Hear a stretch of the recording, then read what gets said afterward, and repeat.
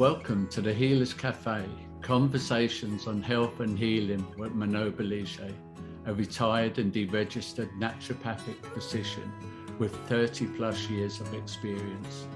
Here you will discover engaging and informative conversations between experienced healers, covering all aspects of healing, the personal journey, the journey of the practitioner, and the amazing possibilities for our own body and spirit.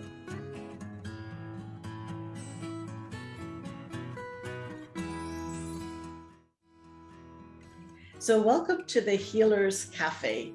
And today I have with me Jacqui Hoitingh, and we have very similar passions and backgrounds. So I'm really looking forward to see another insight into all of this work. So she helps people out of pain, both physical pain and emotional pain. And she has done Chris Duncan's work, magnetic mind coach. She's done kinesiology, pendulum work, and is a Bowen therapist and instructor. So I would love to know, first of all, welcome. And I'd love to know, first for you, how did this all start? When did you kind of know that you were going to go into this type of work? And what did you know, and what did you discover, and how did you end up having such a, it seems like it could be from an outside perspective, you're doing some physical work, you're doing some emotional work, or like, how does it all fit together for you? So I know it's two questions. I'm just curious, but let's start out how it started for you. How did all this journey begin? No problem. And thank you for the invite to come and speak on your podcast. How did this journey begin? It began many moons ago. I think I did some energy work, a few different little therapies. And then in 1998, I began doing Bowen. And that kind of, I thought, yeah, I want to be a therapist. I want to do this. I loved the work. I loved the results. So I did that for a few years. But then some people just don't get well, and you're like, what's going on? It must be their diet. They're not eating well enough to enable their body to heal. So that led me down to health kinesiology, muscle testing. And the idea was that I would just go and do the muscle testing for food allergies, etc. So that I could help people with that type of thing, boost their health in general so their body could heal. So I started doing what we call HK, health kinesiology. And it's a bit like my pendulum work. I suppose we go into all aspects, traumas, and like there's the food side of it. There's everything really is covered with muscle testing, because your body knows what's going on and can tell you if you ask the right questions. So I did that and I got hooked on it. I didn't finish all the course. I only intended doing one module and ended up doing 5. And then after a time, it's like everything, especially Bowen, if you don't keep practicing, you lose your confidence. So I wasn't muscle testing consistently enough. So I kind of lost confidence with my muscle testing. And I ended up buying a quantum scale machine, which basically did the same thing for me. I don't know if a biofeedback machine. Yeah. So I bought one of these, £10,000. We're talking about 15, 20 years ago. And you put headband, ankle straps, etc., wristbands, and you tested the top 100 stresses in the body. So I used it as a body MOT. You take your car for an MOT. Well, this was your body MOT. So what would you need to clean up in your lifestyle to get you healthier was basically how I used it. The machine could do far more than I could make it do. But so I did that for a time. So I've always been interested, but with that machine as well, it would come up with a lot of the emotions that were Right. Holding things in place. So, and how it would do that would be, it would show up with the Bach remedies or the Australian flower essences. So, you know, and then you would, you know, I would use my intuition, or I would use my pendulum. Then do they need to take that actual remedy or whatever? So that kind of opened up the whole emotional background. And then, now where did I go from there? A few years ago, I went to learn pendulum work. It's called Super Conscious, and there's 50 charts. Because I was like, well, there's the emotions that are not being realized in the body that hold those patterns. You know, if we're not getting well, and that's because we haven't released that pattern or released that trauma or whatever it may be. So I did work with my pendulum, and basically I connect with my higher self, and then I ask permission to connect with the client's higher self, and they'll tell me anything. They'll tell me everything because they want to help the person, obviously. So I just have to ask the right questions. So I've got a master chart, and it'll, you know, is it this chart or that chart? It's this one, right? Okay. What do they really need right now? And it would lead me on to that chart. And then so from there, I would, right, okay, that's on chart number 40. So I'll have a look there. And I would really get down to the nitty gritty of what was holding them back and the fears that are holding the pattern in place. Mm-hmm. And the fears are the programs that they run all the time. So in their unconscious, basically. Yeah, unconscious. Yeah. And when you say to them the words, they're like, oh my goodness, they know, it just resonates with them. They know it's theirs. Yeah. So that kind of led me in the pendulum work. That led me into then looking at, I first did the lady who taught Chris Duncan the recode, she calls it, I'm trying to think what she calls it now. It's map. You map. I can't remember what she calls them. But it's basically reprogramming the events, taking the emotion away. I do that many things. I forget what they all are now. So yeah, going back to the original event and taking the emotions, detaching the emotions from the event allows people to move forward. And I make them aware of what their patterns are, because, you know, they know it's theirs when you say it, but they weren't really aware of it before that. So, you know, I mean, whenever you say it, you know, I might get a gut feeling, but they also, and you see their face thinking, oh my God, how did she find that out? And sometimes you dig up.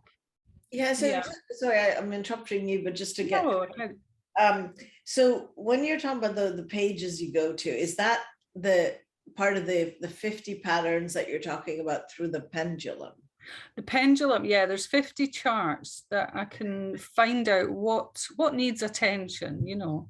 Mm-hmm. It could be ancestral stuff that's holding you back. It could be like the chakras. It could be anything, you know, your life path. Done for you kinesiology. You don't have to make it up. It's a done for you kinesiology. It's, I mean, yes, it is. It's using a pendulum instead of, but also the charts, right? The charts have already been thought through. Yes. Right. Yeah. Whereas as a therapist, you're in the room with this person, and then it's what comes to your superconscious. Yes. And what, you know, they're able and willing to potentially feel safe to allow you to tap into, right? Yeah. But that's kind of, so you could say you're zeroing in, but on the other hand, the other one is more like an investigative work. You're sort of... It is, yeah. But your higher self will only allow me to have access to what you're capable of dealing with. Correct. Yeah. So, you know, I won't get any information that you're not sometimes you dig up stuff and you say, oh, and you see them and, you know, what is it? And it's like, oh God, I thought I'd buried that so deep that, you know, but it's like, well, you must be ready to look at it. Otherwise it wouldn't come up. Otherwise it wouldn't come up at all. It wouldn't come up. Your higher self knows. Yeah, and you also do Bowen therapy, and one of the big things that I do too. When I was originally taught it, it was very much taught as a physical therapy. I mean, it is a physical therapy, don't get me wrong. Yes, it is a physical. But, or it's done on the physique of the body. That would be That's correct. Yes. But what I would be curious with you, because after practicing for many years, I started realizing that all my work in trauma, in perception, intuition, in homeopathy, which is another way of having a million states, not a million, but at least 5,000 different states, you start to perceive that behind some of the pains, there's an entire agreement, maybe a hidden agreement of patterns, of ancestral stuff, of emotions, whatever it is, right? So I started doing Bowen with the expectation, in a sense, that the person would release the emotions and the necessary information for me to go deeper with Bowen therapy. So I'm just curious how, because you've been in practice like 27 years or something, right? Since you've done all this. And is that about right from your? 1998, around about I started. Yeah, it's quite a while. That's what, 24 years. Yeah, it's a while. Close enough. It's a while. Close enough, I'd say. Anyway, but the thing is, how have you seen this interplay? And was there anything on that level in your, our intention goes out, and when we are working, we attract to us the kind of clients that need our expertise, I believe. Yes. And you won't attract the people who are not wanting to, they only want their fix my bad back, or they don't want to go any deeper. They just want the physical body. So I believe that we always attract who we, the people we'll give the best service to, and who resonate with what we have to offer. And my work's gone deeper and deeper over the years. And years ago, it was probably more on the physical side. And then that frustration of, why are some people not getting well? Some people are getting great results, and other people, what's happening? And that was on that search. And then, over time, realized, right, okay, it's all the emotions. That's what's. So then I dug deeper and deeper, and all these different things. And I also do a sort of forgiveness thing. I do a little prayer thing while they're, I give them a magic wand to go back and change everything. And while they're doing that, I do this little prayer which releases lots of stuff for them. Is that the Hawaiian? No, it's not. No, Ho'oponopono. I have looked at that. No, it isn't that one, but it's a different one. But there's all different ones for all different things, so it depends what they come up with. But yeah, it's very interesting, and the people that you attract to you now want what you've got to offer. I believe. Yeah, I think that's true. I mean, my practice was predominantly men, which is unusual, but about 60. They just want in and out and get fix me in. Yeah, exactly. But that's fine. That did good for the reputation. But then I found that and there was, of course, men with trauma, but there were more women willing and able to open up the trauma and want it healed, or at least expose it so we could see, what could happen with it. Yeah. But in your practice, then how do you work with like with Bowen therapy and your other, like, give us sort of like an example of a person, no names, please, but No. A case kind of like A case, right. Before we get to there, the men, how I dealt with the men and who weren't looking at things, I would use my pendulum and I would find out what fluorescent, and I would read out what the fluorescent was about, and I would say, if that sounds like you, it might be a good to go and buy a bottle of that and take that. That's how I kind of dealt with the men that weren't ready to speak to you, because they don't tell you anything. When I'm working, I don't need to know an awful lot of, I just need to know that they can think what the thing is. And then we can try and really, if I've got more information, I can dig a little bit deeper, but I don't need it. Right. So a case, let me think. Right, I can think of one, and I really didn't know what I was doing at the time because I was very new to all the recoding work at that time. So she was an experiment, and it was during COVID, so it was online. She had distant Bowen from me before, so I think it was her hormones the previous time. Yeah, it was a hormonal problem. But this time she had an impacted bowel and she was in agony. She's a yoga teacher. So, it was really kind of holding her back in her work. So she, I don't think she'll be listening to that. But no one knows who she could be. So. No one knows. So anyway, she wouldn't mind actually. So she was coming for a distant Bowen. So I said, well, I've just learned this new thing. Do you want to try it? And yeah, why not? Up for anything, like she's into energy work, so it wasn't a problem.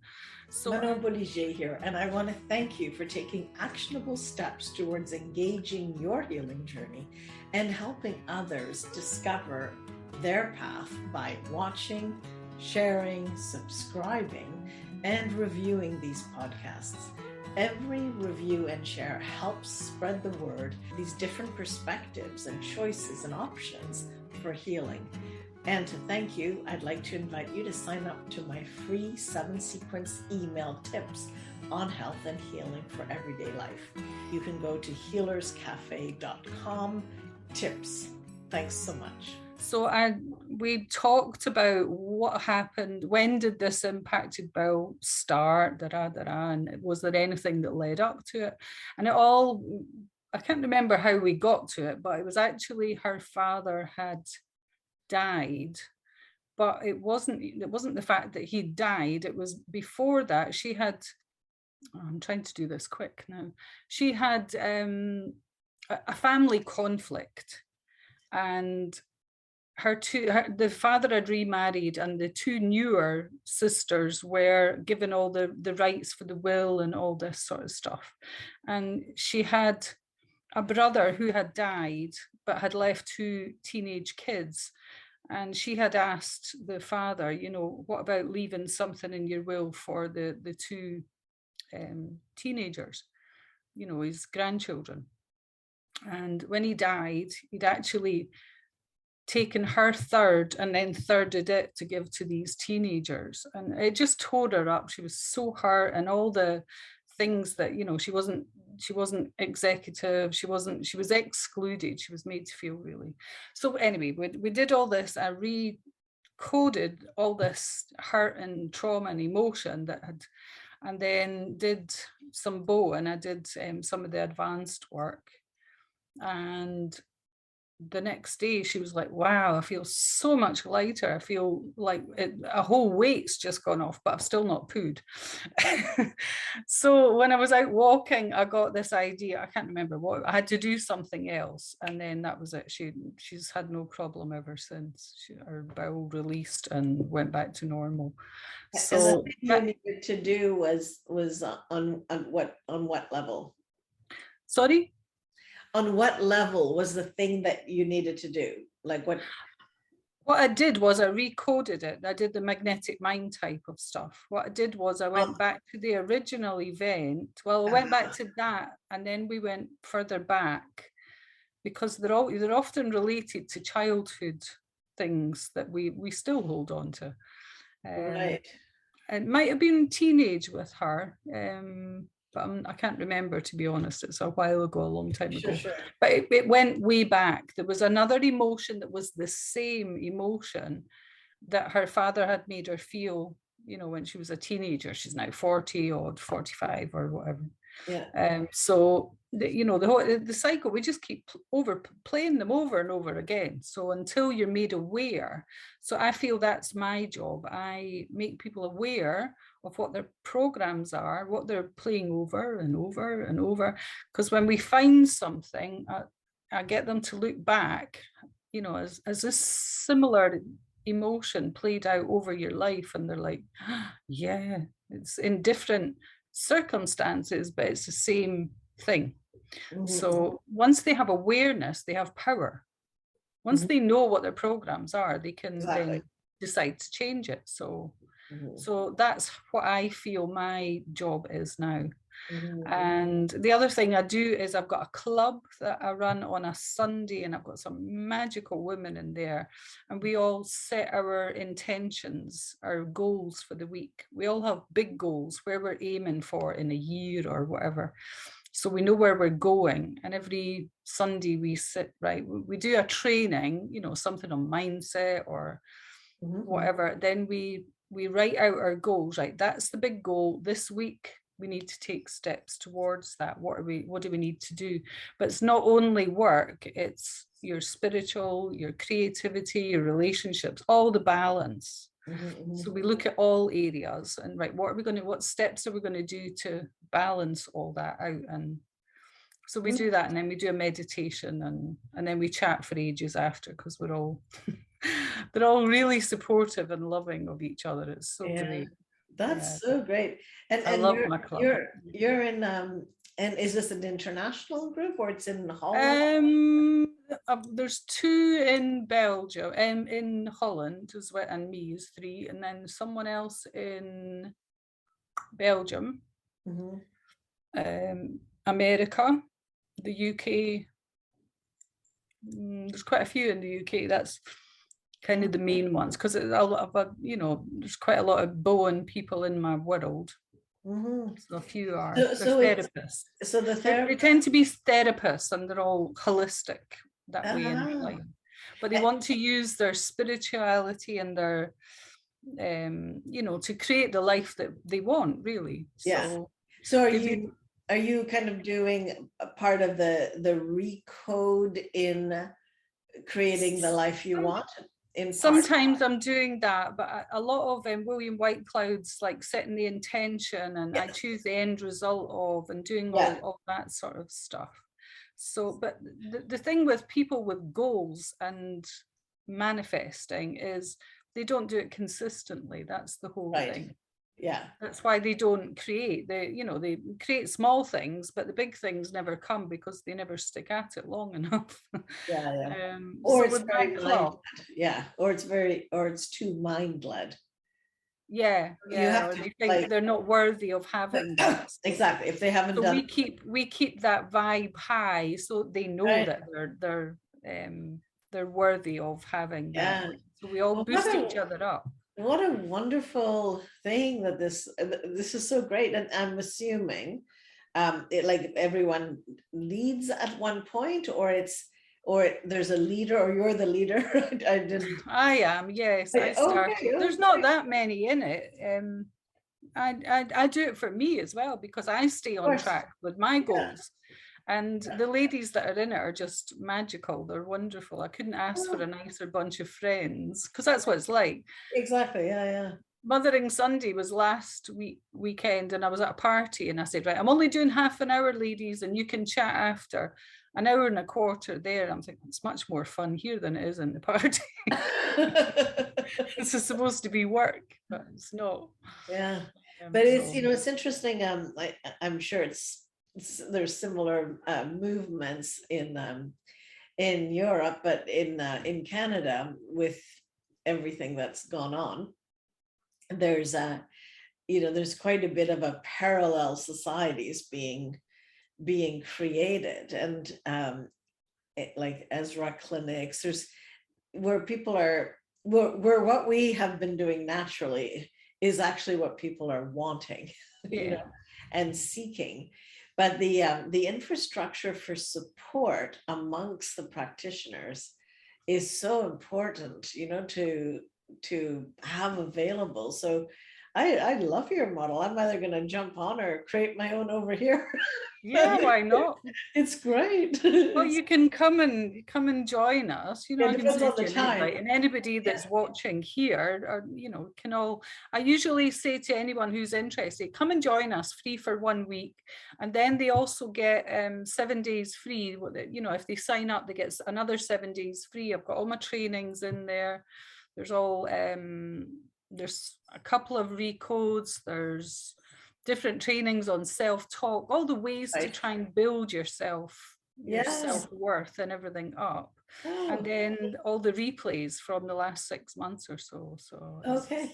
Yeah, so do you have a link to this that we could add to, or sure, do you want me to put it in the chat? Yeah, or send it out when we're done, just to make I'll send it then in case I make a mistake. Yeah, absolutely. Yeah, no, because they won't see the chat. So oh yeah, well, of course, no, they won't know. It's only us. And I want to make sure that they get it and I get it. So yeah, sure. Very, very interesting. Okay. So what has been the most surprising aspect of your journey in, I guess I will call it the healing arts, you know, in general? Surprising. I'm not sure what you mean by surprising. Well, something you wouldn't expect, or like a turning point that you did not anticipate. I mean, it like surprising that, that it wasn't, you know, how things unfold, right? And then there's something that really you did not expect to see, learn, and maybe not, right? Like I've noticed a lot of people have something that surprised them, and that caused them to go into, you know, either a specialty or into a focus, or no. I suppose the biggest shock was becoming a Bowen therapist all these years ago, because I actually was sitting in the course without a clue what Bowen was. I had no experience of it whatsoever, but I followed my intuition. My intuition told me to go, so I did. And I'm like, I have no idea what this is, what it does, you know, what is it? You know, is it a massage? What is it? What is Bowen therapy? I'd been to a health fair, and there was a few instructors and students telling people what it was. And I was just, it was like a magnet. I was just drawn to it. And I was like, oh, wow, what's this? So I put myself down for a taster, and it was absolute rubbish. I had a student, and I was sitting, and I don't think she knew what she was doing. And I was like, oh, what a load of rubbish. I was so drawn to this, and this is very disappointing. But I took all the paperwork away, and then it popped up. And I'm like, I went to see that, and I dug everything out the drawer. And then I made a phone call to someone in London. You know, I was in Scotland. I'd phoned someone in London, and he said, oh, I didn't have any training before I didn't have any medical training before I became an instructor either. And, you know, so he spoke about it a bit, and I'm like, autonomic nervous system? I have no idea what that is. So I left it at that. And then the instructor who was running the course called me, very, very good of marketing wise. So he talked me into doing it, and I went along and paid my money and sitting in the class, and I had no idea what it was, but I was meant to be a Bowen therapist, and I was meant to teach because I love teaching. I absolutely adore. And I run intuition and Bowen together, and I've got from Ozzy and Elaine, I've got CPD hours on that as well, which is quite good. Good. So I got to share my story because it's so funny to have somebody. So I showed up at Ozzy and Elaine's workshop.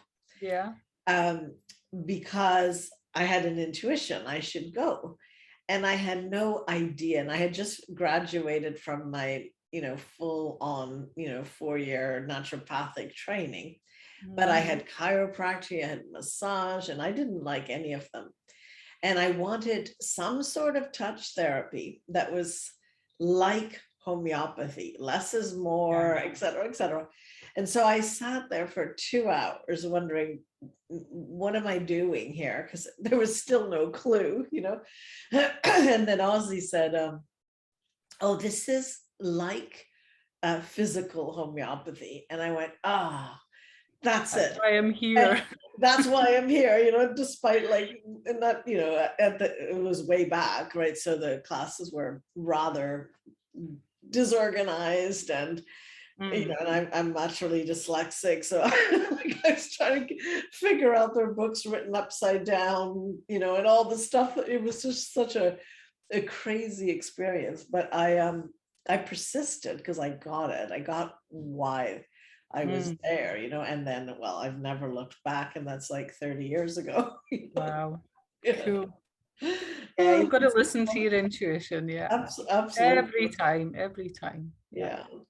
Well, listen, our time is up, and it was lovely getting to know you and what you do, and make sure you send that link so that I can. I'll send the link, and all your people are welcome to pop in and just come and have a look, and they'll love the energy and the vibe anyway. And that's excellent. If anybody's interested, they can take it on. So right. Yeah, lovely. It was lovely speaking to you. Okay, bye. Cheers, Manon. Bye now. Bye. Thank you for joining us at the Healers Café with Manon Bolliger. Continue your healing journey by visiting thehealerscafe.com and her website, and discover how to listen to your body and reboot for optimal health.